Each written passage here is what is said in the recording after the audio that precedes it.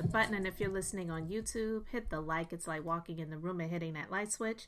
Let's brighten up the place and get into the politics and BS. So, I've been thinking about something, because when it comes to the Kamala race situation, and not just her racial identity, what she claims, what she checks on the box of the census or applications or job descriptions or whatever it may be, it really is irrelevant.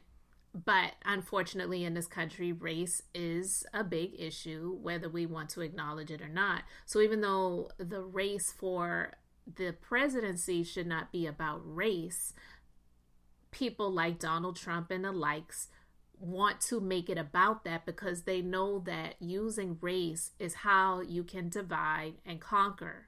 So for those who feel like it is something that's really important, you really have to realize what the real true issues are and not focus on that. But if you're going to be people like a lot of these so-called manosphere or black manosphere people that are doing online commentary about black women and how black women ain't this and black women ain't that and black women are this and they're not that, and just everything negative, right?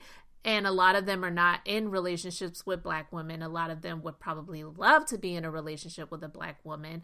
And a lot of them have been hurt by things that have happened in their childhood, growing up and whatever, and they want to blame black women for everything. So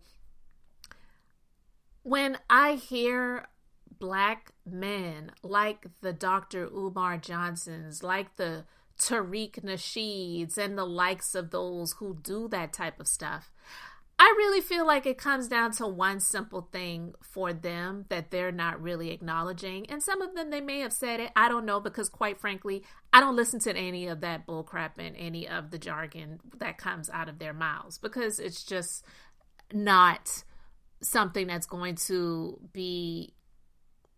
It's not an intelligent conversation. They're really speaking to their base. Like Donald Trump, he speaks to his base. The people that just go with whatever he says, no matter what. So I'm not going to sit and listen to that. But I feel that when it comes to Kamala, for them, their main issue as to why they don't like her and they want to see her as someone who should not have the opportunity to be in the office of president is, it's the female thing, because a lot of them are just the stereotypical, thinking of like a man is the only one that could be in a positions of leadership and women are never to be in a position like that.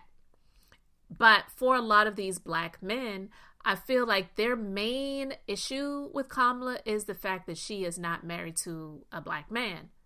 Let's just be honest. I feel like that is their big issue, because a lot of those same people, when they see news stories about either black female celebrities that are in relationships with men that are not black or not African or what, that don't look like them, and something goes wrong, or even if it's going right, they have a lot of negative things to say about it. So they say a lot of negative things about people like Serena Williams and the likes. You know what I mean?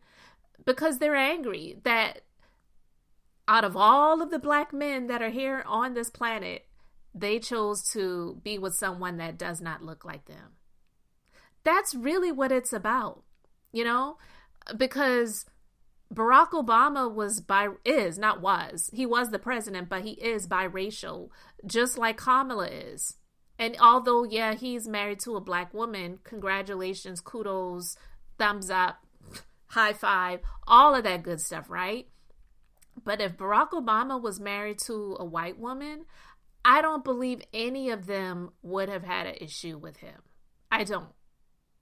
So I do know and feel that a lot of these black men that are in that arena of that black manosphere mentality and talking points, it is the fact that she is not married to a black man. So yeah, they also have the issue with her being a woman, but also the fact that she's not married to a black man. That pisses them off. So they're not going to just come out and say that. So they're going to come out to try to make it about some policies, or she was a prosecutor and she locked up a lot of black men, which if you look at the actual factuals of that, it's not the way that they're stating it. It's not. So my opinion is I really feel that a lot of them have an issue with the fact that she is not married to a black man. And so they're being superficial, but they're going to act as if it's not about that, or they're not even going to mention it. But that's actually the real issue, because I heard some clips of this guy, Tariq Nasheed, who was talking about Kamala and speaks about her run for the presidency and basically says, you know, she ain't gonna do nothing for black people and this and that and the other. And he's just so pro-black, but yet he's married to a biracial woman. You know what I mean? And it's like, how hypocritical can you be? So I, also heard him say something negative about Isaac Hayes III, who, by the way, his estate, he won on behalf of his father's estate a victory that says that Donald Trump and his campaign can no longer use the music at his campaigns and his rallies, the song "Hold On, I'm Coming," without permission. And they're not going to give him permission, and actually they want their money too. But Tariq Nasheed says something negative about Isaac Hayes III, and basically was saying that he is, I don't want to say he used the word COON, but he was implying that, and basically saying that Isaac Hayes III is just trying to rip off his daddy and whatever. And it's like, that's his legacy. His father's no longer here. Like, are you kidding me right now? You just want him to shut up and be silent and allow Donald Trump and his campaign to continue to use his father's music, which is his legacy, at his campaigns? I don't think so. But yeah, they won that victory in court, and I hope they're able to recoup the money that they're owed for the times that it has been used. So, with all of that being said, the rapper Plies, he had a question for people that have these so-called concerns for the country, but yet would still vote for Donald Trump, or they're using their time and their platforms to speak against voting for Kamala. I be hearing people say they talking Trump or Kamala, it's not about her race and her gender. It's about the issues. I said, all right, cool, the issues. What's the main issues I hear y'all talk about all the time? The illegals, they come into this country. So, illegal immigration. So, y'all don't like the illegals. They come into this country and they just commit all these crimes. So you got a problem with crime, correct? So, why would you vote for a candidate who's over here committing crimes too? Trump is committing crimes too. And if it's about them coming into this country illegal, he's the one who told the Republicans, do not sign that bill. I need to be able to run on this come election time. Oh, the wars. There was no wars when Trump was in office, which ain't true, but okay, wars, that's the issue. So why would you vote for the guy who dies going to war? He dies going to serve for his country, said he had bone spurs, etc. Oh, the economy, everything is just too high. I agree with you.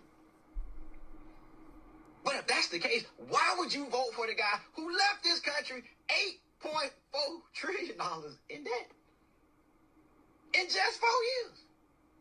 More debt than the 4 previous presidents before him can buy.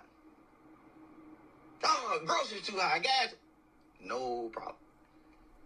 But why would you vote for the guy who mishandled the pandemic, who's the reason for why things are still high? It's just like I told white folks.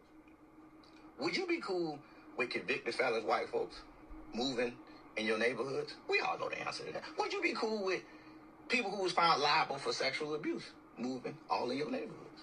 We know the answer to that.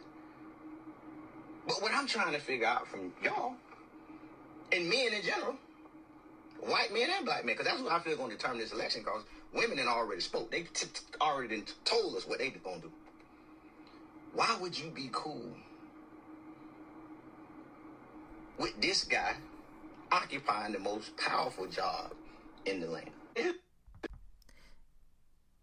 And he spoke no lies. His decibel level may have been a little bit high. You know, he may not have spoken eloquent, speech and proper English or whatever. But if you listen to what he was saying, he was speaking facts, okay? And he told no lies. And it's 100% true. You would not want a convicted felon moving in next door to you. You would not want a sexual offender who was convicted for being that to move next door to you, but yet you would vote for one to run the country. Makes absolute zero sense. This man who was encouraging people to drink bleach and take ivermectin, which is something that my husband gives his dogs for heartworm prevention monthly. We've been doing that for years, okay, is absolutely insane. And people were doing it and dying during the pandemic. This issue with the borders, he was the one that shot down the bill, which he really had no power in terms of being in Congress to do so, but yet he has that pull. He has the ear of those people who are in Congress who want to still be elected, because again, they're looking out for what's beneficial for them.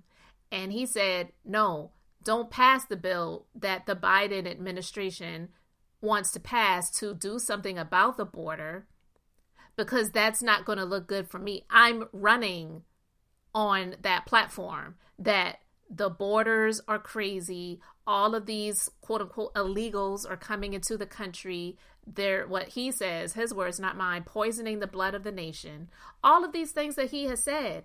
And yet nothing that he is doing or proclaiming that he's going to do is going to be beneficial for the country. Let's just be clear about that. So I love the fact that Plies is speaking on that, how unpopular it may look for him to be an actual black man who a lot of these guys that look like him are not really speaking out and talking about it at all. Or if they are speaking about it, they're basically saying, I ain't voting for Kamala. She ain't really a black woman. I ain't voting for Kamala. I don't want no woman running the office, like stupid Charleston White speaking about how he'd rather be in chains again and be a slave than to have a black woman be the president of the United States. Well, N-word, go and put some chains around your ankles and your neck and be somebody's slave and leave us the hell alone.